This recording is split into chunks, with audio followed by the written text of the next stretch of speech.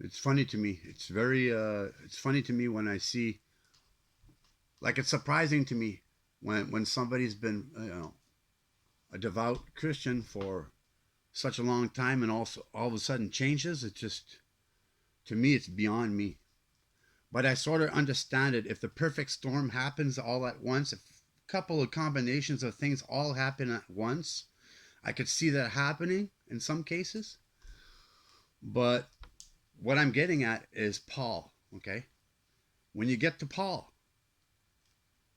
something happens there.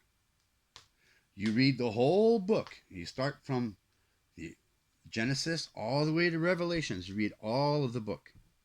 But when you get to Paul just before Revelations, and you read in Acts, and you read all what's happening there with the apostles and stuff, and then you get to Paul.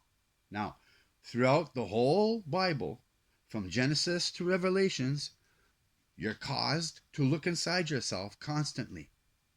And at one point through this book, you're a believer in Christ. Most of us. Why would God put Paul there at the end to all of a sudden cause us to delete everything we just read? Does that make sense? Does Paul do weird things? Yeah, he does. Did God put him there for a purpose? Yeah, yeah, he did. I believe, I believe, okay, as a Christian, I believe that when you get to Paul, one of three things happen. You scrutinize him, you go down the whole domino effect, you wind up kicking out Christ, doing clippings in the prophets, clip out this, clip out that, and wind up like Justin Best, for example. Or because it causes you to look inside of yourself to see what you're going to do with that faith, that newfound faith that you, okay? So now you get to Paul. Either you kick him out, kick out all the rest of the apostles, the New Testament, and like I said, clippings of the prophets and stuff, or your faith is in a way that you're actually listening to what Paul is trying to say.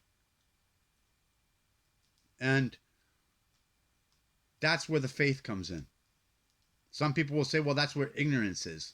Well, I don't think that after reading all 66 books and you get to the end there, that God's going to put something there, a person there, to cause you to delete everything you just finished reading. You got to be kidding me.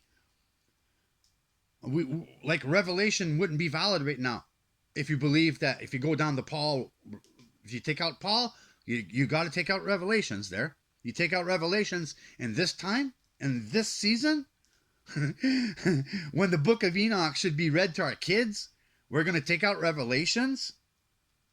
Come on, man. It's all about faith. It's impossible to please God without faith.